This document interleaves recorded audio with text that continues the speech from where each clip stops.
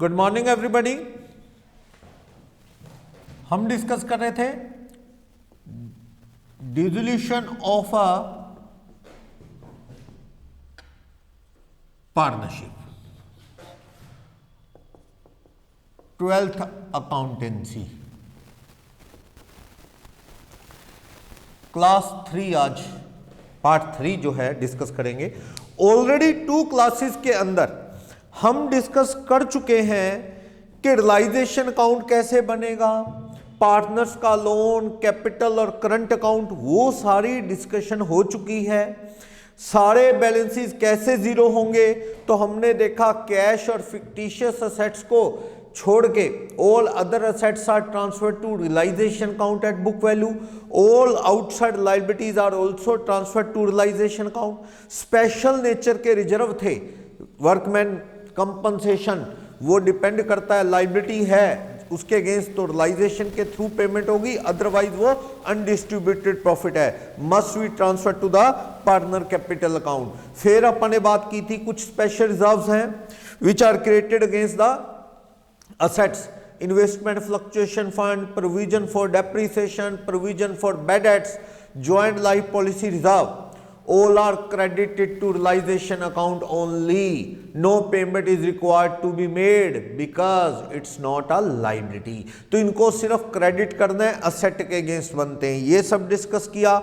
Unrecorded assets और unrecorded liability, अगर किसी ने लास्ट क्लासेस मिस कर दी हैं तो वो हमारे YouTube चैनल के थ्रू लास्ट वीडियो देख सकता है, पार्ट 1 पार्ट 2, तो उसके अंदर ये सारा डिस्कशन हो चुका है। हम उसी टॉपिक को और आगे कंटिन्यू करने जा रहे हैं। एक और इशू जो आता है इसमें रियलाइजेशन एक्सपेंसेस से रिलेटेड आता है, रियलाइजेशन एक्सपेंसेस एंड रेम्यूनरेशन या commission to any partner for realization of assets and settlement of liabilities, क्या होता है कि कभी कभी फर्म क्या करती है, किसी पार्टनर की ड्यूटी लगा देती है कि you are authorised to realise all assets and to settle all liability, कि तू ऐसा कर, ऑक्शन लगवा, चाहे न्यूज़पेपर में एडवर्टाइजमेंट दे, जैसे भी एसेट्स बिकवा दे, डेटर से रियलाइज कर ले, मशीन बिकवा दे, स्टॉक सेल करवा दे, ठीक, और लायबिलिटी को पे आउट कर दे उस पैसे से। इसके बदले में तुझे क्या मिलेगा? कमीशन यानी रेम्यूनरेशन। तो पार्टनरशिप उस पार्टनर को कमीशन देगी, वो कमीशन पार्टनरशिप के लिए क्या है? एक्सपेंस है, ये एक्सपेंसेस टू पार्टनरशिप, ये पार्टनरशिप के लिए एक एक्सपेंस है। अगर मैं रियलाइजेशन अकाउंट बनाऊं, रियलाइजेशन अकाउंट में एक्सपेंसेस में आएगा ये, ओके। रियलाइजेशन, मान लो यहां पे बाय कैश या बाय बैंक करके एसेट्स रियलाइज हुई, मान लो 10 लाख, और इस पे कमीशन देना है पार्टनर बी को। A B are partner having ratio 3:2, तो ए वाज ऑथराइज्ड या appointed to realise all assets and he is entitled to claim commission 5% on realise value of assets. तो यहां 2B's कैपिटल अकाउंट कितना commission दे देंगे उसे? 10 लाख के ऊपर 5। ये पेपर में आपको प्रोवाइडेड होगा परसेंटेज, तो कितना? 50। पार्टनरशिप के लिए डेबिट हो गया, तो ये क्या है? एक्सपेंस। पार्टनरशिप ने डेबिट कर दिया है 50,000, क्या है? इट्स अ एक्सपेंस, ये डेबिट हो गया है। पार्टनर की कैपिटल में क्या हो गया है? अगर आप पार्टनर्स के कैपिटल अकाउंट बनाओगे तो कैपिटल अकाउंट में ये क्या हो गया है? ए और B by realisation account. B की कैपिटल में ये 50,000 एडिशन हो जाएगा, कैपिटल उसकी बढ़ जाएगी। फर्म के लिए क्या है? ये एक्सपेंस। तो पार्टनर्स कैपिटल को क्रेडिट कर दिया। जर्नलाइज करें तो रियलाइजेशन अकाउंट डेबिट कितने रुपए? 50 टू बीज कैपिटल अकाउंट। तो आप ये कह दें कि भाई बीइंग रेम्यूनरेशन या कमीशन पेबल टू पार्टनर्स, पे तो किया ही नहीं, वो तो सेटलमेंट होगा एंड में, तो देखेंगे पेबल टू बी पार्टनर का कमीशन या रेम्यूनरेशन पेबल है, it's a expense for the partnership, ये चीज देखनी।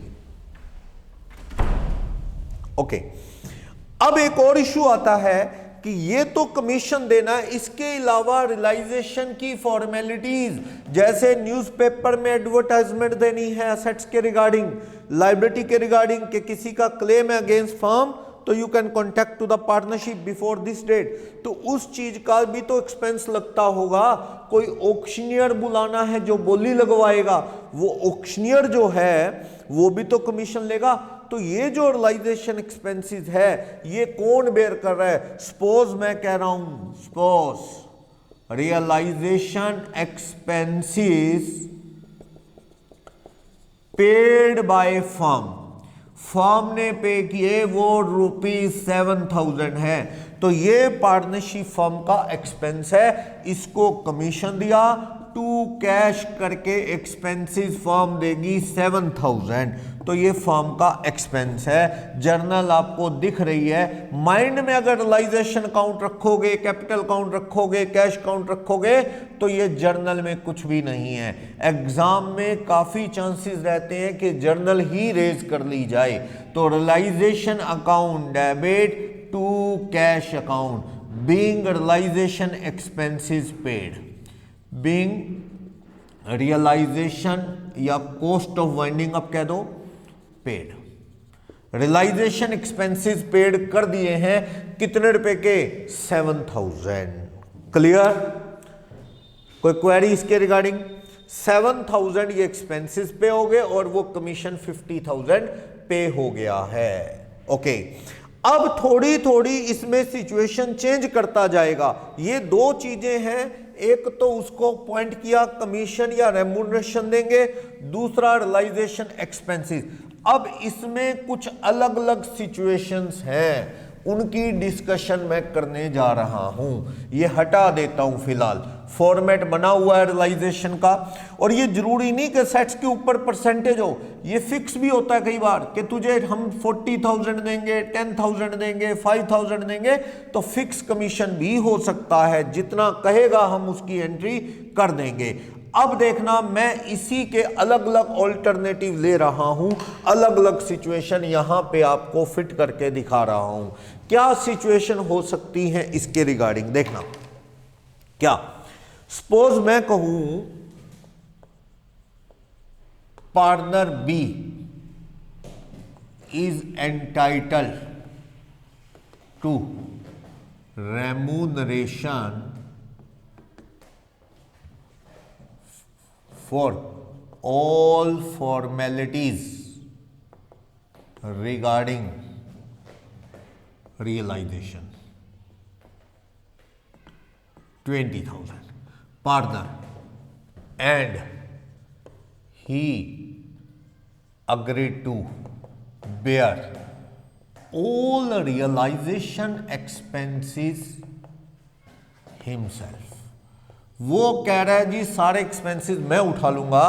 अपा ने उसको 20,000 का प्रॉमिस किया कि पार्टनर बी इंटाइटल है, उसे 20,000 रेम्यूनरेशन कह लो या कमीशन कह लो, किसके रिगार्डिंग?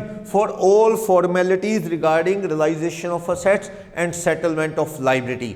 हमने कहा कि 20,000 तुझे देंगे, पर उससे ये अग्रीमेंट हो गया कि फॉर्मेलिटीज के लिए जो भी एक्सपेंस होगा, realisation expenses, you have to bear it, यानी he is responsible to pay out whole the expenses regarding realisation out of his own pocket, वो खुद की पॉकेट से दे रहा है पैसे।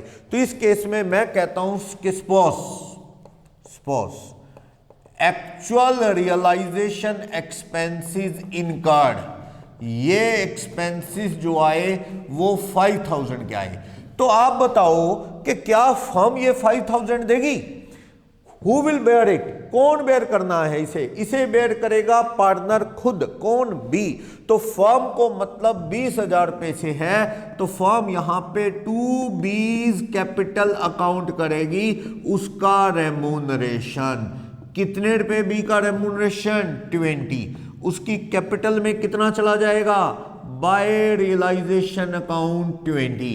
ये 6,000 5,000 कौन बेयर करेगा, खुद partner. No entry required to be made by firm, क्योंकि फर्म की पॉकेट से तो कुछ जाना नहीं ना, हमने उसे एक्स्ट्रा कमीशन दिया होगा, श्योर है, उसको कह दिया भी तू इतने ले ले, तेरा आराम से एक्सपेंसेस कवर अप हो जाएगा। You have to bear all realisation expenses from own pocket. तो वो खुद की पॉकेट से ये 5,000 बेयर करेगा, तो ये 5,000 की फर्म के ऊपर कोई हेडेक नहीं है, फर्म को इस 5,000 की बॉदरेशन नहीं लेनी, पार्टनर बी अपनी पर्सनल पॉकेट से पे करेगा, फर्म इसकी कोई एंट्री नहीं कर रही। बस फर्म का तो 20,000 एक्सपेंस है, फर्म ने वो 20,000 रेम्यूनरेशन की एंट्री कर दी।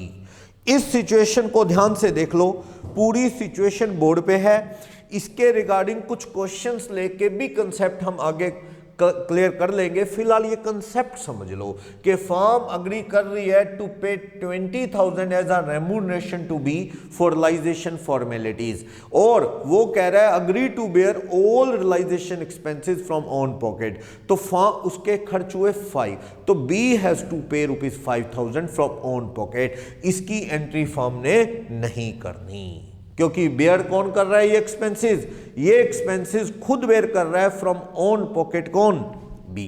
एक सिचुएशन बस 20 की एंट्री की। थोड़ा क्वेश्चन चेंज करूं, अब देखना क्या कह रहे हैं। Suppose actual realisation expenses ₹5,000 paid by firm, firm ने दे दी अपनी पॉकेट से कितने रुपए, 5। ध्यान से देखना, क्या फर्म लायबल है ये एक्सपेंस देने के लिए, नहीं, ये क्लियर कह रहा है who will bear expenses, B will bear all realisation expenses. तो बी को अपनी पॉकेट से देने चाहिए 5, फर्म क्यों देगी, फर्म 20,000 दे तो रही है, वो बात हुई है कि you have to bear it, तो ये फर्म ने पे किए, तो समझो फर्म ने पे जरूर किए, बट फर्म खुद बेयर नहीं करेगी ये एक्सपेंसेस ऑन बिहाफ ऑफ, क्या, इट मीन्स इसका मतलब क्या, it means firm paid the realisation expenses on behalf of B. इसका मतलब यह है कि फर्म ने बी की तरफ से दिए, तो फर्म टू कैश अकाउंट जरूर करेगी 5, लेकिन 5,000 रियलाइजेशन अकाउंट में डेबिट नहीं करेगी। अगर रियलाइजेशन में कर दिया टू कैश, तो इसका मतलब तो ये पार्टनरशिप दोनों पार्टनर की फर्म को बेयर करना पड़ गया, नहीं। Who will bear it, B has to bear it, B bear करेगा, बट फिलहाल फर्म ने कितने पैसे दे दिए, फर्म ने दे दिए 5, तो इसका मतलब फर्म ने किसकी तरफ से ये पेमेंट दी है, पार्टनर बी की तरफ से, तो फर्म इसकी एंट्री क्या करेगी, बीज कैपिटल अकाउंट डेबिट, कितने रुपए, 5, being realisation expenses paid on behalf of B. ये realisation expenses on behalf of B पे किए हैं, तो फर्म बी की कैपिटल में से कट कर लेगी टू कैश, कितने रुपए, 5। फर्म की पॉकेट से निकले 5,000, पर वो किस में से कट कर लिए, किस में से डिडक्ट कर लिए, बीज कैपिटल में से ये पैसा डिडक्ट कर लिया गया है। तो देख लो 20 कमीशन क्रेडिट हुआ बी की कैपिटल में, 5,000 डिडक्ट हो गया जो फर्म ने पे की ऑन बिहाफ ऑफ बी, तो नेट 15 देना है बी को। और ये एक्सपेंसेस किसकी पॉकेट से बेयर हुए, बी की पॉकेट से बेयर हुए। इसके रिगार्डिंग कोई भी कंफ्यूजन है तो बताओ।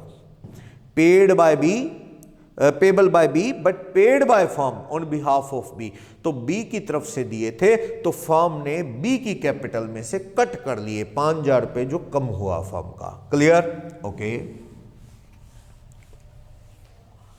अब देखना यहां पे क्या इशू आ रहा है कि रियलाइजेशन के एक्सपेंसेस कितने हैं, 5,000। अब कह रहा है actual realisation expenses paid by firm 5, ये कह रहा है agree to bear realisation expenses, agree to bear realisation expenses up to ₹5,000। इस पार्टनर से बात हुई है बी से कि तू रियलाइजेशन के एक्सपेंसेस कितने बेयर करेगा, अप टू ₹5,000।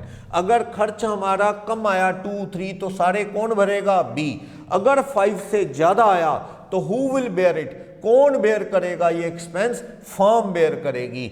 अब ये क्या है, एक्चुअल रियलाइजेशन एक्सपेंसेस कितने हैं, अब ये नहीं बताया किसने पे किए। सपोज ये कह रहा है एक्चुअल रियलाइजेशन एक्सपेंसेस 8,000 है, किसने पे किए नहीं बोल रहा, तो मान रहा हूं to be borne by B, 5,000 का अग्रीमेंट है, 5 तो बी पे करेगा, to be borne by firm, firm कितने पे करेगी, 8 - 5 3,000 फर्म पे करेगी। तो ये 5 सपोज बोला नहीं किसने पे किया, तो एज्यूम करो कि बी ने पे किया, paid by B, paid by B और पेड बाय फर्म, फर्म ने पे किया होगा 3,000, तो फर्म तो अपने 3,000 की एंट्री करेगी, इसकी एंट्री नहीं करेगी firm. No entry required in books of firm, इसकी एंट्री फर्म को नहीं करनी।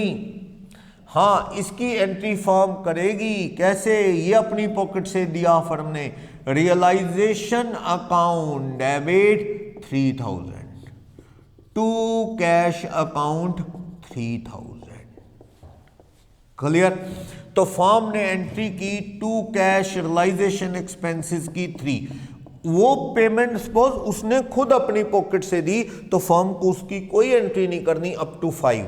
3,000 जो एक्सेस ऑफ 5,000 है वो फर्म ने पे किए होंगे तो उसकी entry realisation account debit to cash हमने पास कर दी, रियलाइजेशन अकाउंट में एक्सपेंस क्या हो गया, डेबिट हो गया। थोड़ा क्वेश्चन फिर चेंज कर रहा हूं, मैं कह रहा हूं कि सपोज एक्चुअल एक्सपेंसेस जो हैं, एक्चुअल एक्सपेंसेस जो हैं 8,000 पेड बाय फर्म। इंटरेस्टिंग कि भाई ये 5,000 किसने बेयर करने थे, ये 5,000 बी ने बेयर करने थे जैसा कि अग्रीमेंट है, और ये 3,000 किसने बेयर करने थे, फर्म ने बेयर करने थे। बट फिलहाल पूरे के पूरे 8,000 मैंने क्या कहा, फर्म ने पे कर दिए, जबकि 5 उसने देने थे, 3 फर्म ने, सारी 8 के 8 फर्म ने दे दिए। तो फर्म एंट्री करेगी टू कैश 8,000, लेकिन ध्यान रखना फर्म रियलाइजेशन अकाउंट में तो कितने लेके जाएगी, 3,000 अपने वाले, ये 3,000 रियलाइजेशन अकाउंट में जाने हैं, ये वाले 5 नहीं, क्योंकि ये किसको बेयर करने हैं, बी को। फर्म ने दिए जरूर, पर मानो ये 5 किसकी तरफ से, बीज कैपिटल अकाउंट डेबिट, कितने रुपए, 5,000। यानी कि पार्टनरशिप ने 8,000 पेड किया, नो डाउट, लेकिन इसमें अग्रीमेंट है कि up to ₹5,000 to be borne by partner B himself. तो ये 5 तो बी ने देने थे, 3 फर्म देगी, तो 3 तो फर्म अपने देगी, रियलाइजेशन टू कैश कितने देगी, 8 - 5 करके 3 तो फर्म देगी अपनी पॉकेट से। ये फर्म का रियलाइजेशन डेबिट हो गया, खर्चा हो गया। पर ये 5 फर्म क्यों देगी, दिए तो ये समझो बी की तरफ से दिए, बी की कैपिटल कट कर लेगी firm, to cash account realisation expenses paid on behalf of, paid on behalf of B, कितने रुपए, 5,000। समझो ध्यान से, सिचुएशन बहुत है इसमें। तो एक सिचुएशन ये है कि उसका रेम्यूनरेशन 20 है, हमें कह रहा है agree to bear realisation expenses up to ₹5,000, 5,000 पे खर्च आया एक्चुअल में 8, होल ₹8,000 पेड बाय फर्म। तो फर्म ने 8 क्यों दिया, 5,000 to be borne by B, तो फर्म ने 8 दिया, तो 3 तो देना ही था, वो तो फर्म बेयर करेगी। फर्म के प्रॉफिट क्या हो गए, 3000 कम, लेकिन ये जो एक्सेस 5000 दिया है ये एक्सपेंस किसने बेयर करना था? बी ने। तो एंट्री करेगी B's capital account debit to cash 5000। तो बी की कैपिटल में से एडजस्ट कर लिया ये amount paid by firm on behalf of partner B, B की तरफ से पे किया है। तो बी की कैपिटल को क्या कर लिया हमने? यहां पे डेबिट कर लिया है। इसके रिगार्डिंग कोई भी कंफ्यूजन है तो आप पूछ सकते हैं कि 5 थे, 8 पे किए, वो भी फर्म ने पे किए। थोड़ा सिचुएशन फिर चेंज कर रहा हूं, ये सिचुएशन आपने देख ली। ओके, यहां तो ये केस था कि paid by firm on behalf of, लो फिर हटा दिया मैंने, paid by firm on behalf of B. अब फिर सिचुएशन चेंज कर रहा हूं कि सपोज एक्सपेंसेस 8000 हैं और बी की लायबिलिटी कितनी, अप टू रुपीज 5000। तो ये कह रहा है suppose actual expenses 8000 paid by B, सारे एक्सपेंसेस बी पे कर गया। तो भैया बी क्यों पे करेगा? बी तो कितने पे करेगा? 8 में से 2 बी बोर्न बाय बी 5 और 2 B borne by firm, firm कितने पे करेगी? 8 माइनस 5 3000, 3000 पे। तो ये कह रहा है कि भी 5000 पे तो क्या है बी ने बेयर किए और 3000 जो है फर्म खुद पे करेगी, ये था। लेकिन फिलहाल सारी पेमेंट किसने दे दी? बी ने। तो बी ने अपने दिए तो ठीक है, कोई बात नहीं, इस 8 में से 5 अपने दिए। फर्म के क्यों दे दिए? ये 3000 पेड बाय बी, बी ने पे कर दिए। तो इसकी एंट्री क्या होगी? ये एक्सपेंस फर्म का है, expenses of firm paid by B. तो इसकी एंट्री फर्म क्या करेगी? रियलाइजेशन अकाउंट डेबिट, ये एक एक्सपेंस है नो डाउट फर्म का, टू बीज कैपिटल अकाउंट। कल को बी ये 3000 एक्सपेंसेस जो है जो पे किए हैं फर्म से रिकवर करेगा। तो to B's capital account expenses paid by B on behalf of firm, firm की तरफ से पे कर दिए 3000, बी की कैपिटल में ऐड कर दो। बाय रियलाइजेशन अकाउंट 3000 बी की कैपिटल में एडिशन कर दिया है। इसके रिगार्डिंग कोई भी डाउट? सिचुएशन बदल रही है, कुछ क्वेश्चंस करेंगे और अच्छी प्रैक्टिस होगी, डिफरेंट सिचुएशंस हैं। तो इसमें सिचुएशन ये थी कि partner agree to bear ₹5000, maximum जो 5000 बेयर करेगा। एक्चुअल एक्सपेंसेस 8000 हुए पर बी ने सारे 8 दे दिए। तो भैया 5 तो तूने देने थे, दे दिए, इसकी तो कोई एंट्री रिक्वायर्ड नहीं, तूने देने थे अपनी पॉकेट से इन फर्म्स बुक्स, तो तूने दे दिए, फर्म को इसकी कोई एंट्री कर दी नहीं, ठीक। लेकिन जो एक्स्ट्रा फर्म ने देने थे 3, वो बी ने क्यों दिए? तो बी ने फिलहाल दे दिए, कल को रिकवर किससे कर लेगा? पार्टनरशिप फर्म से रिकवर कर लेगा। समझ आया? तो फर्म का एक्सपेंसेस है realisation expenses debit 3000 realisation account में और to B's capital credit being realisation expenses paid by B on behalf of firm. तो ये लिख दिया है, नरेशन में दे देना। Is that clear? इसके रिगार्डिंग कोई कंफ्यूजन? इस तरह से आप ये सिचुएशन भी देख सकते हैं। थोड़ा क्वेश्चन और चेंज कर रहा हूं, देखना।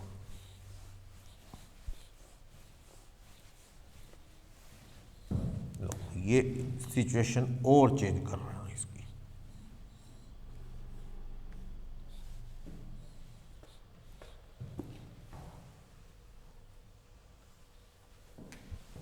देखो, पार्टनर बी इंटाइटल्ड है एंड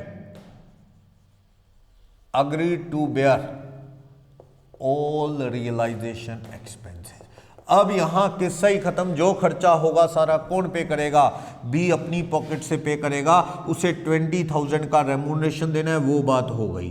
अब देखो खर्चे सारे वो बेयर करेगा, ये अपनी डिस्कशन हो चुकी है कि एक्सपेंसेस सारे बी को बेयर करने हैं। अब देखना क्या होता है, यहां हमें कहता है एक्चुअल रियलाइजेशन एक्सपेंसेस या cost of winding up of ₹4,000 paid by A on behalf of B.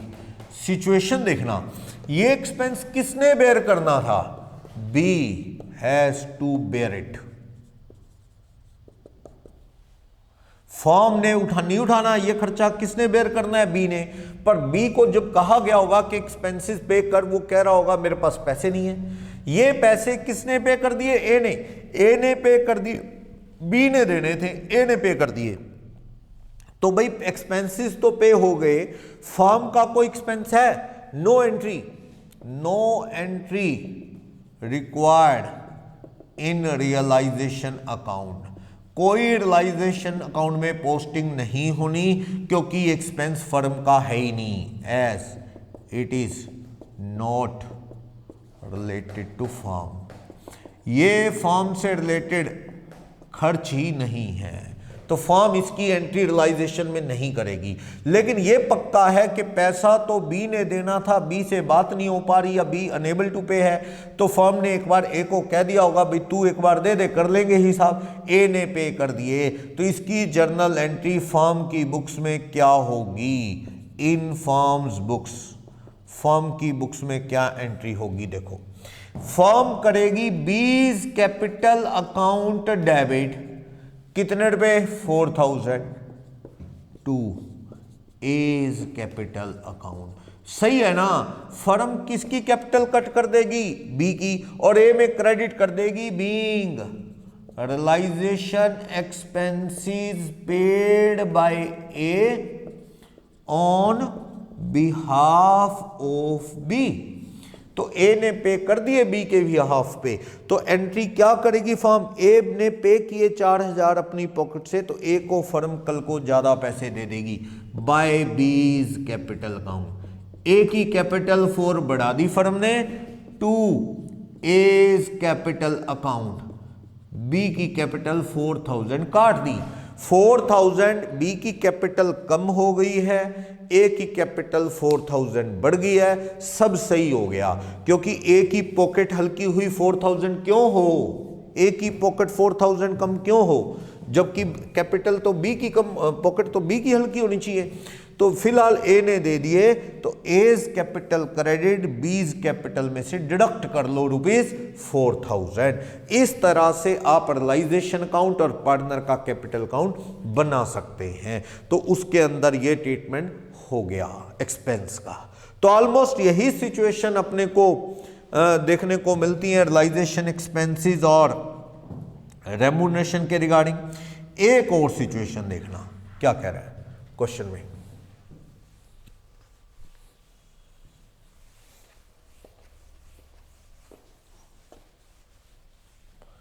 देखना थोड़ा क्वेश्चन चेंज कर रहा हूं, थोड़ा एक और सिचुएशन इसी से related.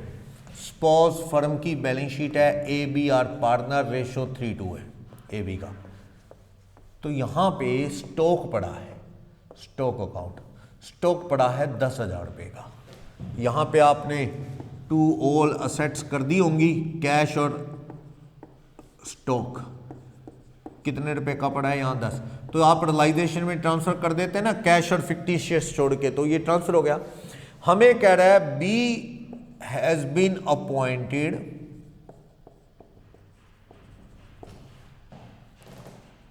To realized assets and to settle liabilities. Firm की एसेट्स लाइबिलिटीज के लिए किसको अपॉइंट कर दिया गया, बी को, and he is entitled to claim commission from firm ₹8,000। अब कह रहा है B agree to take firm stock in full settlement या full claim of his commission.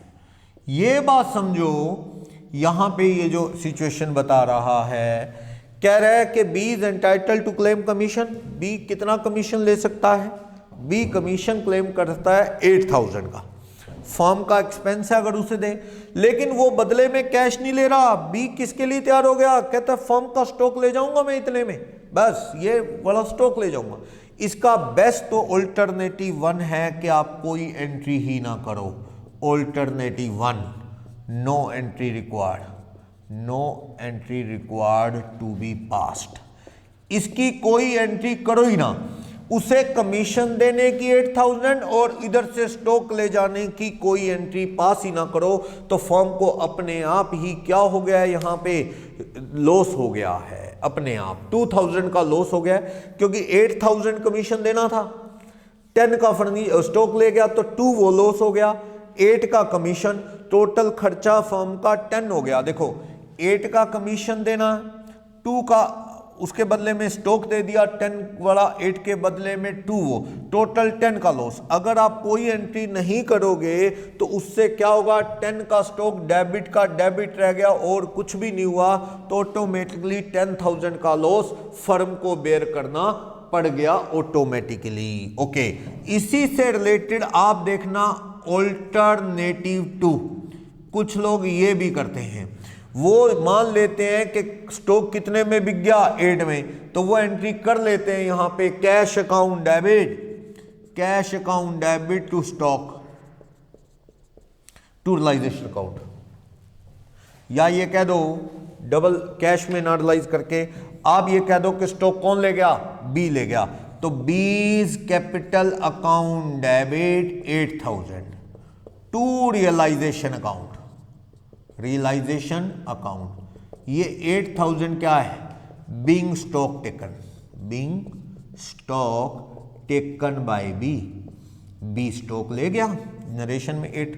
दूसरी एंट्री, ये फर्स्ट एंट्री है, second entry realisation account debit, commission देना है उसे कितने रुपए का, 8000 का, to B's capital account 8000। Narration क्या करेंगे इसकी, being commission payable to B, to B. तो आप इसे अच्छे से देख लो कि realisation account debit to B's capital कितना, 8। एक बार आपने इधर लिखा by B's capital account stock taken at, stock taken at कितने में, 8000 में, ठीक है। दूसरी बार यहां लिखा टू बीज कैपिटल अकाउंट क्या, commission payable to B, payable to B, कितना कमीशन पेबल, 8। तो आप इसका इफेक्ट देखो तो इसका नील इफेक्ट हो गया, ऑल्टरनेटिव 1 वाला हो गया। ऑल्टरनेटिव 1 और 2 में से कोई भी लगा सकते हैं आप ये कई बार बच्चों को इजी लगता है कि सपोज 10 वाला स्टॉक था, वो 8000 के कमीशन के सेटलमेंट में ले गया है, ये क्वेश्चन में लिखा है। तो बाय बीज कैपिटल 8000 का स्टॉक ले गया, टू बीज कैपिटल कमीशन देना है, तो उधर से कैपिटल बी की कम होगी, इधर से बी की कैपिटल बढ़ेगी, तो यहां बाय रियलाइजेशन 8 और इधर 2, इधर करोगे बाय रियलाइजेशन अकाउंट में चला गया 8 और इधर करोगे टू रियलाइजेशन अकाउंट में कितना चला जाएगा, 8, हैविंग नो इफेक्ट। पहला मेथड कहता है एंट्री ना करो, छोड़ो, क्योंकि इफेक्ट उसका बराबर हो ही जाना है, कोई एंट्री ना करो। इस सिचुएशन में 8 डेबिट क्रेडिट खत्म, देख लो रियलाइजेशन डेबिट क्रेडिट खत्म, बी की कैपिटल डेबिट क्रेडिट खत्म, हैविंग नो इफेक्ट, तो एंट्री ना करो चाहे। तो आप एक सिचुएशन ये भी देख सकते हैं कमीशन के रिगार्डिंग। तो ये सारी सिचुएशन थी जो मैंने आपको बताई कि कमीशन और रेम्यूनरेशन को लेके इस तरह की सिचुएशन हो सकती हैं, तो वो अपने को देखना पड़ सकता है। क्लियर? चलो बाकी क्वेश्चंस में यूज करेंगे, ये जर्नल भी करेंगे इसकी, कमीशन और रेम्यूनरेशन रिलेटेड कुछ भी अगर है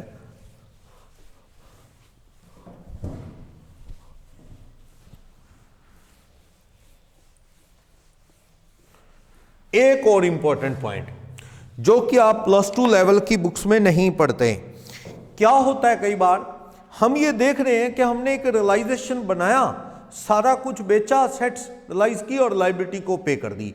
ये प्रैक्टिकली गलत है, ऐसा प्रैक्टिकल लाइफ में होता ही नहीं। एक टॉपिक आएगा बीकॉम या सीए लेवल में, बीकॉम या सीए लेवल में आप एक पीस मील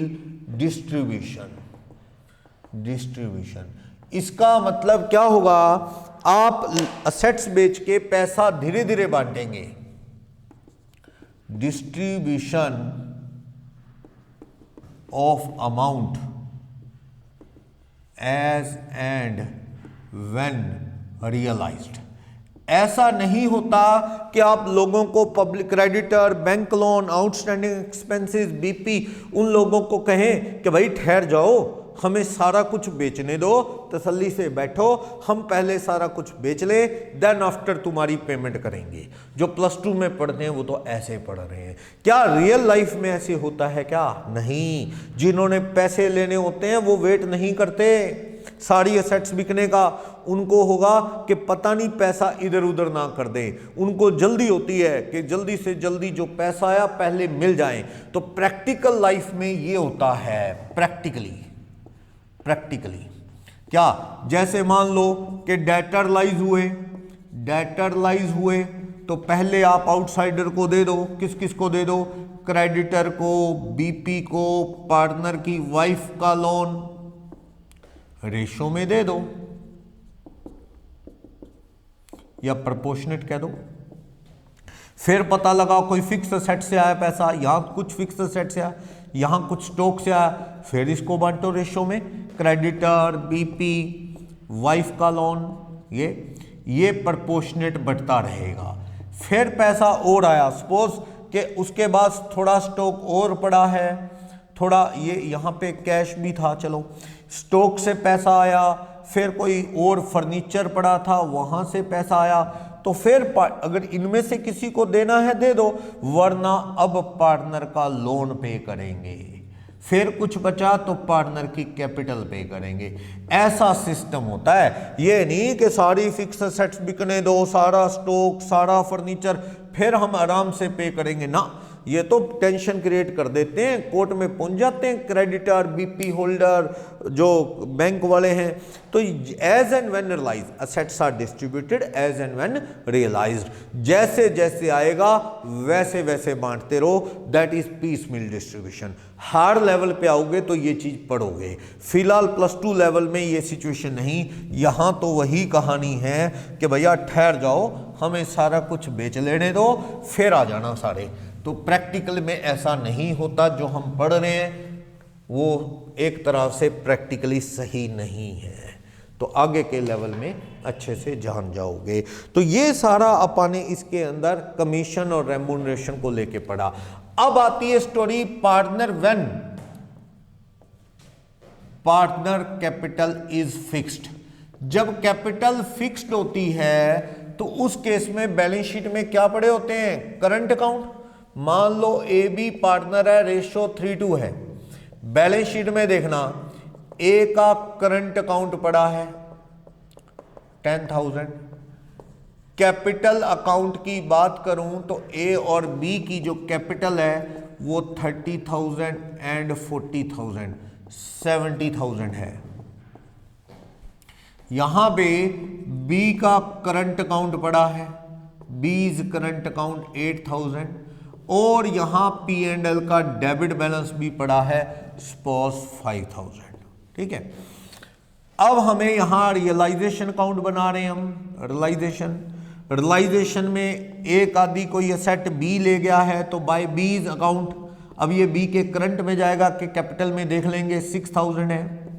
ठीक है, टू एज अकाउंट 3,000 की कोई ये ले गया है, रियलाइजेशन में लॉस आ गया है, डेबिट साइड एक्सेस ए और बी ने बांटा है, वो सपोज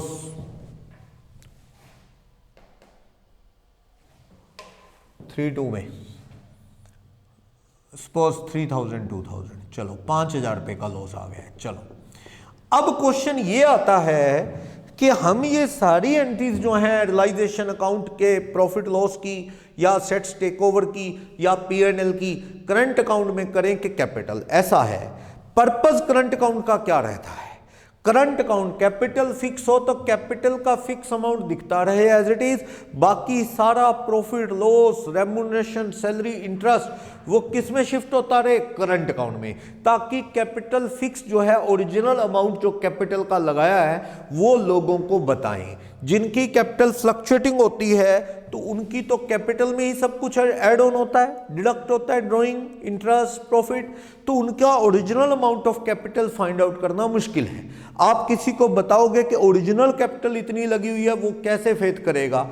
5 साल 4 साल बिजनेस को हो गए। लेकिन अगर कैपिटल फिक्स हो तो सामने वाला जान सकता है कि 40 और 30 मींस ये ओरिजिनल अमाउंट इन्वेस्टेड है।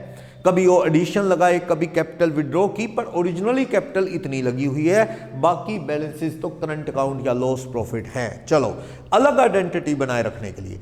लेकिन अब तो firm is going to liquidate, बंद होने जा रही है। Now there is no need to classify separately current account and capital account, सब कुछ पे करने का टाइम आ गया है। तो अब ये करंट अकाउंट को भी खत्म करके कैपिटल में डालो। तो इसके 2 तरीके हैं। ऑल्टरनेटिव वन जो ज्यादा अच्छा है, ऑल्टरनेटिव वन। इस ऑल्टरनेटिव में आप क्या करेंगे? आप पार्टनर ट्रांसफर कर देंगे, आप transfer the current account balances to capital account.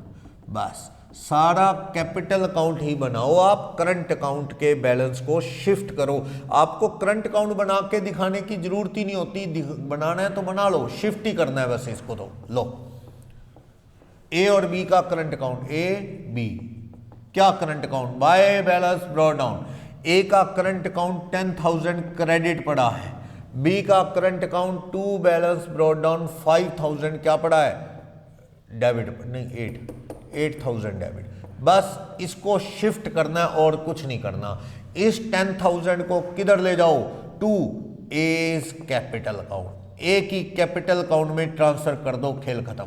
कितने रुपए? 10, खत्म हो गया करंट अकाउंट। ठीक है, ये 10,000 शिफ्ट कर दिया आपने, 10,000 खत्म हो गया। और इसका 8,000 जो है इसे भी कहां शिफ्ट कर दो? बाय बीज कैपिटल अकाउंट में ट्रांसफर कर दो, खेल खत्म। इसका भी 8,000। यानी सब कुछ आप किस में लिख रहे हो? पार्टनर के कैपिटल अकाउंट में लिख रहे हो। तो ये जरूरी नहीं करंट अकाउंट बना के दिखाओ शिफ्ट करने के लिए, सीधा ही बैलेंस आप कैपिटल में भी कोट कर सकते हो, कोई इश्यू नहीं है। चलो, बाय बैलेंस ब्रॉट डाउन कितने रुपए? बैलेंस ब्रॉट डाउन किया आपने 30,000, 40,000, ओके, ये शिफ्ट हो गया। ये करंट अकाउंट के बैलेंसेस कहां शिफ्ट हो गए? देखो, बाय एज करंट अकाउंट कितने रुपए ट्रांसफर होके आ गया है? 10,000 रुपए। बी का टू बीज करंट अकाउंट कितने रुपए ट्रांसफर होके आ गया है वहां से? 8,000। ये ट्रांसफर होके आया है कितना? सारी एंट्रीज या ये ना बनाओ, चाहे सीधा आप कैपिटल अकाउंट में ये करंट अकाउंट को शिफ्ट कर दो तो भी चलेगा। ये P&L का लॉस बांटो, to profit and loss account किस रेशो में? 3:2 में, 3,000 2,000। ये 6,000 की एसेट ले गया है टू रियलाइजेशन अकाउंट, बी ले गया है। ए ले गया कोई लाइबिलिटी 3 की, तो बाय रियलाइजेशन अकाउंट कितने की ले गए? 3,000 की लाइबिलिटी। और ये जो लॉसेस हैं टू रियलाइजेशन अकाउंट, ये क्या है? लॉस। दोनों ने बांट लिए कितने? 3,000 2,000। बस एक ऑल्टरनेटिव जो ज्यादा चलता है, लोग यही करते हैं कि करंट अकाउंट में कुछ नहीं करते, करंट अकाउंट के बैलेंस उठा के कहां ले जाते हैं? कैपिटल अकाउंट में। ज्यादातर ये चलता है, बल्कि ये अकाउंट भी बना के दिखाने की जरूरत नहीं होती, डायरेक्ट लिख दो by A's current account to B's current account, चलेगा। ऑल्टरनेटिव 1 ये ज्यादा चलता है, लेकिन ऑल्टरनेटिव 2 कुछ लोग ऑल्टरनेटिव 2 में कहते हैं कि सर सारे ये चीजें किस में ट्रांसफर कर दो, सारी चीजें करंट अकाउंट में, देन आफ्टर करंट अकाउंट का बैलेंस कहां ले जाओ, कैपिटल में। तो वो लोग क्या कहते हैं, पार्टनर का करंट अकाउंट बनाओ, सारा कुछ करंट अकाउंट में करेंगे, कह रहा है। लो जैसे ए और B by balance brought down, current account में कितना बैलेंस है, ए का 10,000 और इसका 2 बैलेंस ब्रॉट डाउन कितने रुपए, 8,000।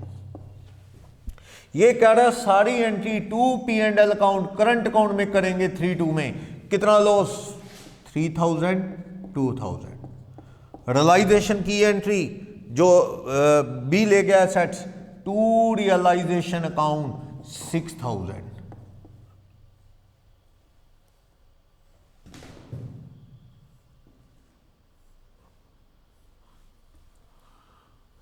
चलो 2 रियलाइजेशन अकाउंट 3,000 2,000 का लॉस, वो लाइबिलिटी ले गया कितने की, 3,000 की, बाय रियलाइजेशन अकाउंट कितना, 3,000।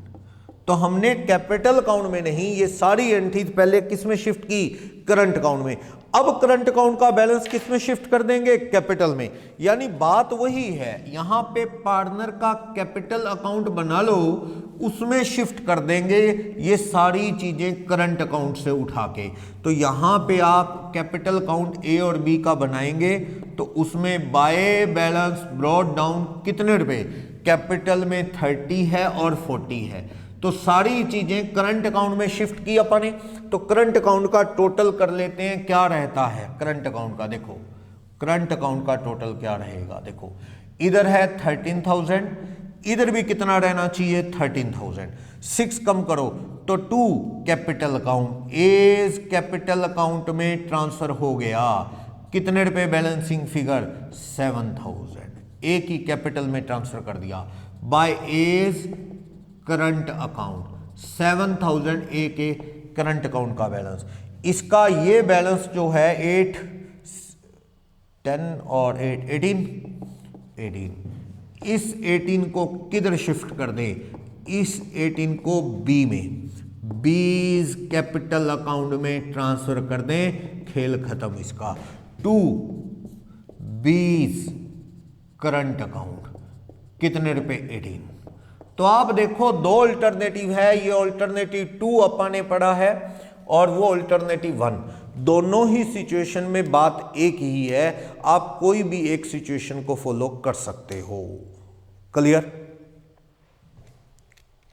तो आप देखो इसमें भी क्या है, ए का इधर 30 10 40 और ये 43, ये 43 -6 तो 37 बन रहा है। इधर भी ए का बैलेंस कितना बन रहा है, 37, चेक कर लो, 2 बैलेंस कैरी डाउन, जो अपन ने पे करना है 37, इसका देख लो 40 - 18 22, ये पे करना है 37 22।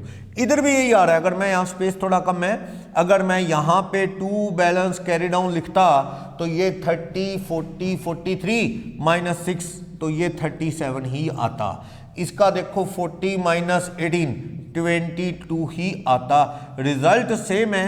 तो कोई फर्क नहीं पड़ता, दोनों अल्टरनेटिव कर सकते हो कि पहले आप करंट अकाउंट में शिफ्ट कर लो सारी एंट्रीज, P&L का debit balance, assets taken over by partners, liability taken over by partners, realisation का profit and loss, undistributed profit या फिक्टिशियस असेट्स, ये ट्रांसफर कर लिया आपने सीधा कैपिटल में, करंट अकाउंट के बैलेंस भी कैपिटल में। ये थ्योरी ज्यादा बेस्ट है, क्यों, करंट अकाउंट की आइडेंटिटी खत्म करो। लेकिन कुछ लोग कहते हैं कि करंट अकाउंट से रिलेटेड चीजें ये सारी, P&L का डेबिट, जनरल रिजर्व का बैलेंस, तो क्यों ना आप करंट अकाउंट बना के उसमें ये सारी एंट्रीज फीड करें, रियलाइजेशन की assets taken over, loss, profit, general reserve, then after closing balance of current account is to be transferred to capital account। Result दोनों ही सिचुएशन में सेम है, इधर भी 37 22 है कैपिटल का, इधर भी 37 22, ये करो या ये करो, अल्टीमेटली कैपिटल अकाउंट से पेमेंट होनी है। बात ये है, बस ये गलती ना कर देना कि कैपिटल अकाउंट के बैलेंस उठा के करंट में ले जाओ, ये गलती मत करना। आएगा तो आखिर करंट अकाउंट का बैलेंस ही कैपिटल में, कैपिटल पेड आउट होनी है फाइनली। ये चीज आपको ध्यान रखनी है। क्लियर? तो आपको ये सिचुएशन इंपॉर्टेंट है, करंट अकाउंट कैपिटल अकाउंट दोनों के बैलेंस एग्जिस्ट करते हैं। तो ये एक मैंने अपनी ओर से क्वेश्चन ये एक तरह से इस सिचुएशन से रिलेटेड आपको बता दिया है। ओके, तो एक तो ये सिचुएशन थी अपने पास यहां,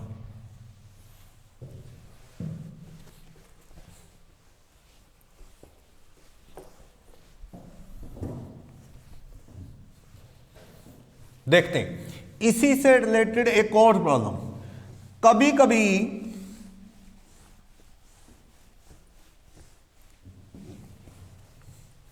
पार्टनर ने लोन दिया होता है, तो कभी कभी कहां यहां पे क्या होता है, suppose A B are partners, देखना लोन टू पार्टनर बी हो सकता है, loan to B 8,000, partner B को लोन दे रखा है, फर्म इसका अकाउंट बनाएगी, लोन टू बी इसका अकाउंट बनाएगी। क्या है ये, फर्म की एसेट्स, तो टू बैलेंस ब्रॉट डाउन कितने रुपए, 8। बी कहता है कि सर मेरी कैपिटल में से एडजस्ट कर लो, ये जो पैसा मैंने आपको देना है 8,000 मेरी कैपिटल में से काट लो। नहीं, loan to B can't be adjusted out of B's capital account. Creditors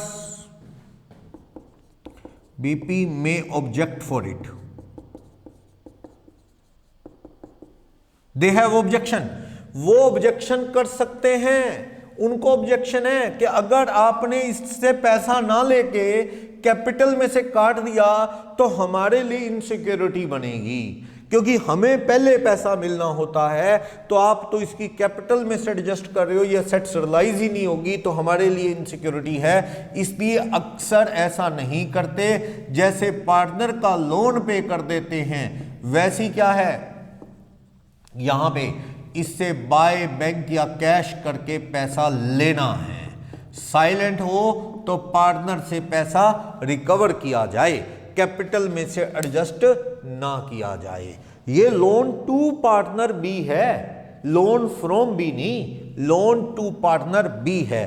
तो पार्टनर बी को लोन देना है कितने रुपए का, 8,000, तो उसने लोन देना है फर्म को, तो फर्म कैश में लेगी, बाय बैंक या कैश करके 8,000 आप ले लेंगे, कैपिटल में से नहीं काटना कि चलो कैपिटल का पैसा कम दे देना, ना, पैसा लेना है आपने, रियलाइज करना है, कैपिटल का हिसाब बाद में होगा। लेकिन एक और सिचुएशन भी हो सकती है, बाय चांस मैं यहां एक क्वेश्चन चेंज कर दूं, मैं कह रहा हूं कि यहां पे पी एंड एल में बहुत बड़ा लॉस है, सपोज 30,000 का लॉस है पी एंड एल में। ओके, कैपिटल इनकी मामूली है, कैपिटल इनकी क्या बड़ी है, 3-2 में ये लॉस बटेगा, तो 3-2 में बटेगा तो 18 और 12 दोनों में आ जाएगा। बी की कैपिटल जो है कम ही है, 10,000 रुपये है, यानी कैपिटल के पैसे लाने हैं इसने, इसकी कैपिटल 30 है। तो यहां पे बी का लोन है, B is loan account, B ने फर्म को लोन दे रखा है 1,000 रुपये का। तो ये बात तो क्लियर है कि नॉर्मली पार्टनरशिप का जो कैपिटल अकाउंट बनाऊं,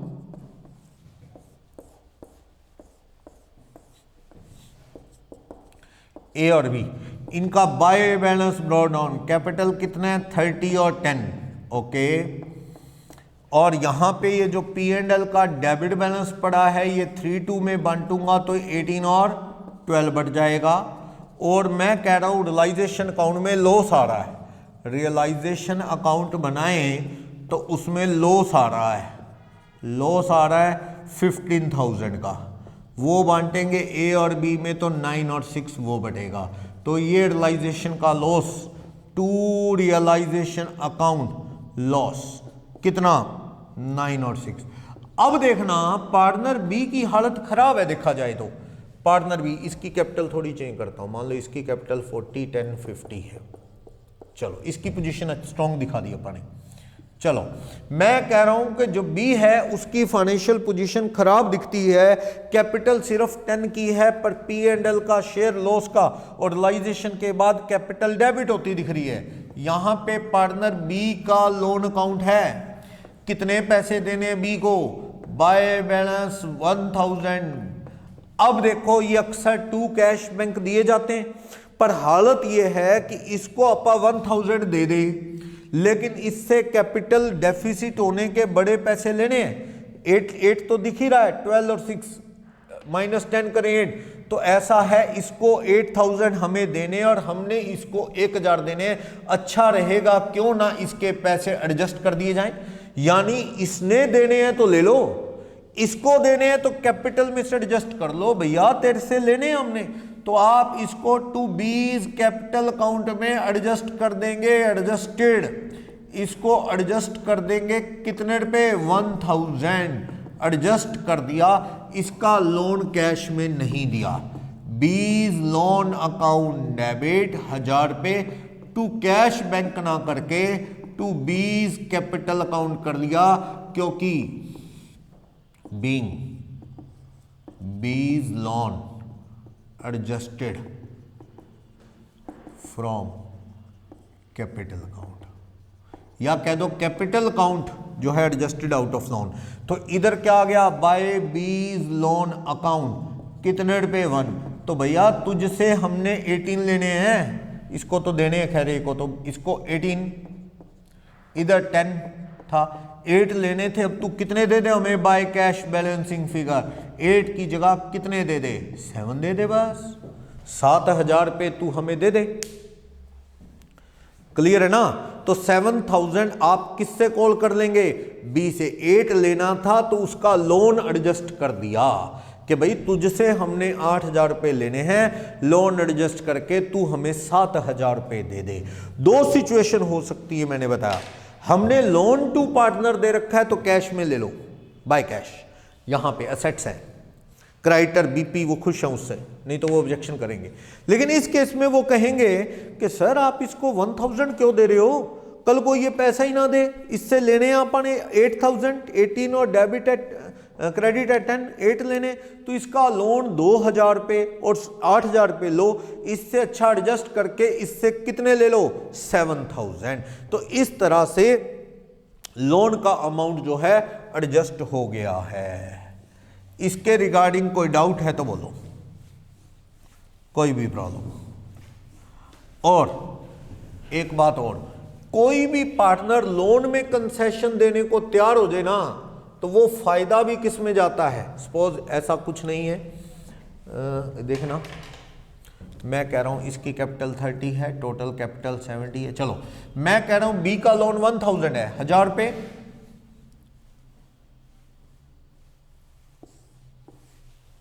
1000 रुपये। अब कहता है B agreed to accept 90% cash for his loan settlement. वो लोन की सेटलमेंट में कितने पैसे लेने को तैयार हो गया, 90% या चलो 80%, कहता 20% छोड़े, तो आप इसको टू कैश अकाउंट कितने दे दोगे, 1000 रुपये देने हैं, 80% 800 रुपये दे दोगे, 800 टू कैश करके खुश हो गया ये, 1000 रुपये में से 800 दे दिए। अब 200 बचे, इसे फायदे को रियलाइजेशन अकाउंट में लेके जाना है, क्योंकि ये फायदा कौन बेयर करे। कुछ लोग तो कहते हैं कि सर इसकी जगह ऐसे कर दो, आप इसको सीधा AB की कैपिटल में ले जाओ, लोन अकाउंट कितने रुपए, बी का लोन अकाउंट का जो बैलेंस है वो है 1000, उसे अपन ने टू कैश कितना दे दिया 800, 1000 का 80%, कह रहा है कि ये जो 200 रुपये बच गए ना सर, ये प्रॉफिट जो है कौन बेयर कर लेंगे, ए और बी सीधा, उनका रेशो 3:2 है, 3:2 में बेयर कर लेंगे 120 और 80 इस तरह से। तो ये 1000 रुपये पूरे, यानी रियलाइजेशन में ना ले जाओ सर, कैपिटल में डायरेक्ट ले जाओ, पर ज़्यादा बेस्ट है इसकी बजाय ये वाला ऑल्टरनेटिव ज़्यादा बेस्ट है। बात एक ही है, ये 200 रुपये कहाँ जाने हैं, रियलाइजेशन अकाउंट में लिखने को कह रहा है, तो रियलाइजेशन में लिखोगे वो भी तो पार्टनर में ही जाना है, बाय बीज लोन अकाउंट। कितने रुपए? 200। तो ये फायदा रियलाइजेशन अकाउंट का 200 भी तो पार्टनर में डिवाइड होना है। तो मर्जी है कोई भी ऑल्टरनेटिव लगाएं, बेस्ट ऑल्टरनेटिव यही चलता है, फायदा नुकसान रियलाइजेशन में शिफ्ट कर दिया जाए। ठीक, तो यहां पे ये एंट्रीज इस तरह से आप एडजस्ट कर सकते हो। कभी कभी लोन के बदले में कोई एसेट्स दे देते हैं, उसका फायदा नुकसान भी क्या है, कोई भी एसेट, तो वो भी क्या रियलाइजेशन अकाउंट में ही जाना चाहिए। कोई एसेट का फायदा नुकसान अगर होता है तो रियलाइजेशन अकाउंट के थ्रू ही पास होना चाहिए। सपोज 1000 का लोन है, अपन ने स्टॉक दे दिया 1200 वाला, तो लोन अकाउंट में शिफ्ट हो जाएगा, नुकसान अपने आप एडजस्ट होगा। कैसे? देखना, मैं एक सिचुएशन और बता रहा हूं इसमें, देखना। देखो, बात माइंड में ये रखो कि लॉस फायदा कितना है, बस ये चीज माइंड में रखोगे, कभी गलत नहीं होगा। जर्नल फिर होएंगी आराम से जर्नल, नहीं तो आप कंफ्यूज होंगे, क्रैम करेंगे। देखना, लोन कितने का है? 1000। मैं यहां कह रहा हूं स्टॉक है 1300 का। मैं कह रहा हूं B agreed to take stock for full settlement of his loan. अपने लोन के लिए वो कहता है जी मुझे तो स्टॉक दे दो, तो आप एक रियलाइजेशन अकाउंट बनाते हैं। वो रियलाइजेशन अकाउंट में आप क्या शिफ्ट करते हैं? यहां टू सन्ड्री एसेट्स यहां शिफ्ट करते हैं, उसमें आपने स्टॉक भी शिफ्ट किया होगा 1300 का। और पार्टनर बी का क्या बनाते हैं? बीज लोन अकाउंट। कितने रुपए देने हैं बी को? आपने बाय बैलेंस ब्रॉट डाउन आपने 1000 देने हैं। तो आप ये समझ लो कि वो स्टॉक ले गया आपका, full settlement of his claim of loan. Loan के बदले में कहता है स्टॉक दे दो, स्टॉक ले गया। तो ये साफ सी बात है, एक तरह से ये ऐसे नहीं हो गया क्या कि अपा ने स्टॉक बेच दिया, cash account debit to realisation account, stock sold, stock बेच दिया अपा ने कितने रुपए में? 1000 में, और बी का लोन चुका दिया, B's loan debit 1000 to cash, B का लोन हमने चुका दिया 1000। ये वही एंट्री होगी कि स्टॉक हमारा 1000 में चला गया समझो, तो 1000 में अपन ने बेचा स्टॉक और बी को पेमेंट दे दी। तो आप देखो इन दोनों एंट्रीज को क्लब कर लो तो क्या बनी? Combine entry. कंबाइन इसका इफेक्ट क्या रहा? आप कहोगे कि एंट्री रही B's loan account debit 1000 to realisation account. कितने रुपए? 1000। यस, ये फाइनल एंट्री की जाए तो क्या होगा? इधर by B's loan account, stock taken over, stock taken over at 1000। और इधर क्या आ गया? To realisation account, stock given in full settlement loan के बदले में, तो 1000 लोन क्लियर हो गया। तो आप देखो ध्यान से, अगर 2 एंट्रीज करो तो आपको जल्दी समझ आ जाता है। अगर 2 बार में करो कि स्टॉक बेच दिया 1 में बाय कैश और लोन दे दिया 2 कैश, पर कैश आया तो नहीं फर्म में, प्रैक्टिकली वो एंट्री गलत है 2 करते हो तो। सिर्फ यही एंट्री करो, ये सही है। दोनों का कंबाइन तो यही है। क्यों? बी का लोन क्लियर हो गया, स्टॉक दे दिया, स्टॉक क्लियर हो गया 1300 वाला 1000 में, ऑटोमेटिकली 300 रुपये लॉस आ गया। देख लो आप, डेबिट में 300 का लॉस अपने आप डेबिट हो गया है, डेबिटेड। क्योंकि डेबिट में 1300 का स्टॉक था, क्रेडिट कितना हुआ? 1000, डिफरेंस 300 ऑटोमेटिकली क्या है? लॉस का अमाउंट है। तो पार्टनर के लोन के अगेंस्ट अपन ने क्या दे दिया था? 1300 वाला स्टॉक। एक स्टूडेंट पूछता है जी कम वाला होता तो, मान लो ये स्टॉक 800 वाला होता, कहता है जी वो लोन के बदले में स्टॉक लेने को तैयार हो गया, तो उस केस में भी कोई दिक्कत नहीं है। आप तो ये समझ लो कि अपना स्टॉक कितने में बिक गया समझो, 1000 हमने दे दिया, फायदा अपने आप। तब भी आप एंट्री क्या करेंगे, B's loan account debit to realisation, 200 रुपये फायदा अपने आप आ जाएगा, 200 का gain credited in realisation, credited in realisation account. आप देखो ना, डेबिट में 800, क्रेडिट में 1000 के लोन के अगेंस्ट चला गया ये, तो 200 का क्या हो गया, हमें यहाँ पे नेट प्रॉफिट आ गया ऑटोमेटिकली। डिफरेंस आप देख सकते हो। इस तरह से आप इस लोन के अगेंस्ट कोई एसेट देने की एंट्री कर सकते हो, अपने को कह देता है। क्लियर। एक और चीज, कई बार जैसे ये प्लांट एंड मशीनरी पड़ी है 10,000, मुझे पेपर में कह रहा है plant and machinery realise for 9,000 with the help of broker, with the help of broker, broker's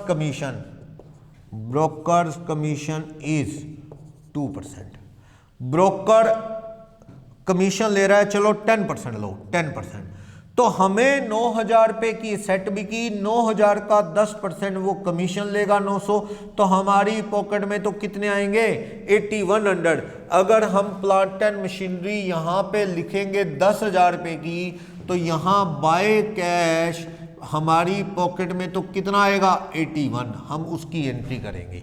10,000 रुपये की वैल्यू की प्लांट एंड मशीनरी है, उसके अगेंस्ट ब्रोकर ने सेल करवाई 9 में, उसके ऊपर कमीशन ले रहा है वो 10%, कमीशन देने की अलग से एंट्री की कोई जरूरत नहीं। पहले मैं बाय कैश 9,000 लिखूं, फिर टू कैश कमीशन उसका 900 लिखूं, नेट लिख दो 9,000 लेस कमीशन 8100, ऑटोमेटिकली लॉस हो गया। डेबिट में 10,000 की मशीन, क्रेडिट में 8100 आए, नेट डेबिट और क्रेडिट का डिफरेंस देखो तो 1900 रुपये क्या आता है, अपने आप 1900 का लॉस। थोड़ा क्वेश्चन चेंज कर रहा हूं, मैं कह रहा हूं broker commission is 10%, but he agree to bear it from own pocket. वो कह रहा है जी मैं अपनी पॉकेट से दे दूंगा, यानी उससे कोई कम में बिक गई, या उसने वादा किया था ज्यादा में बिकवाऊंगा, नहीं बिकवा पाया, कम में बिकी, तो वो कहता है चलो मेरा कमीशन छोड़ो, मैं खुद ही मतलब बेयर कर लूंगा, नॉट टू बी चार्ज। वो कहता है but he agree to waive his commission, अपना कमीशन छोड़ने को, वेव करने को, रेमिशन को तैयार हो गया। तो हमें कितना पैसा आया, हमें 9 आया, बात खत्म, कोई कमीशन देना नहीं। वो कहता है जी सारा कमीशन छोड़ने को तैयार हूं, तो बस अपने तो कमीशन था 10 पर वो उसने लिया नहीं, हमें 9 आ गए तो हमने 9 लिख दिए, बस। क्लियर ना। तो इस तरह से आप रियलाइजेशन की एंट्रीज को बड़े आराम से सारे को अच्छे से पढ़ना है, और ये चैप्टर की इंपॉर्टेंस इतनी है कि आप आगे बीकॉम करेंगे, एमकॉम करेंगे, सीए लेवल में आएंगे, सीएस करते हैं, सभी लेवल में ये चैप्टर बहुत अच्छे स्केल पे आना है। अगर आपका +2 लेवल में ये चैप्टर का बेसिक अच्छे से क्लियर नहीं हुआ, आपने क्रैम कर लिया भैया इधर लिख लो, डेबिट में नहीं बात बनती तो क्रेडिट कर लो, एक्सपेरिमेंट कर रहे हो आंसर टैली करने के लिए, या ठीक आपको ये पता है कि हाँ इधर लिखना ही है, बस कंसेप्ट नहीं पता, उससे क्या होगा, फ्यूचर में आपको प्रॉब्लम फेस करनी पड़ सकती हैं। क्यों? क्योंकि इस चैप्टर के बेस पे अभी तो मैंने बताया ना पीस मील डिस्ट्रीब्यूशन का चैप्टर करना है, वो नहीं होगा अगर ये बेसिक ना क्लियर हुआ। और आगे चल के इसी चैप्टर के बेस पे गार्नर मरे का केस जो पढ़ते हैं आप, विल्किंस वाला, गार्नर मरे के केस में क्या होगा कि जैसे पार्टनर कैपिटल के आप पैसे अब तक तो मंगवा लेते हैं +2 लेवल में कि खाते पीते घर का ले आएगा, लेकिन रियल में ऐसा भी हो सकता है कि partner B has debit balance of capital 50,000 but he is able to bring ₹30,000 only from private assets, तो 30 ले आया, 20 का जो बैलेंस है वो 20 वो कौन बेयर करेगा, अदर पार्टनर। वो सारी सिचुएशन इस चैप्टर से आगे का एक स्टेप है जो BCom, CA, CS, CMA level में आपको मिलेगा। तो बेसिक जबरदस्त होना चाहिए, कंसेप्ट माइंड में क्लियर होना चाहिए, थोड़ी भी इधर से उधर एंट्री आई तो आप कर लोगे। अगर ये सोच के चलोगे कि डेबिट में ही लिखना है, ये क्रेडिट में ही लिखना है, इस तरह से जर्नल पहले पढ़ रहे हो, कंसेप्ट माइंड में नहीं है, तो फिर बड़ी प्रॉब्लम है, आगे चल के भी बच्चे परेशान ही रहते हैं। तो इसलिए ये ना सोचो कि +2 करना आपने, जस्ट आगे के लेवल में भी ये काम आना है, ठीक है। तो ये सारी बातें हैं, आप डेली क्लास कंटिन्यू करें तो आगे और अच्छे से ये कंसेप्ट आपका क्लियर हो गया।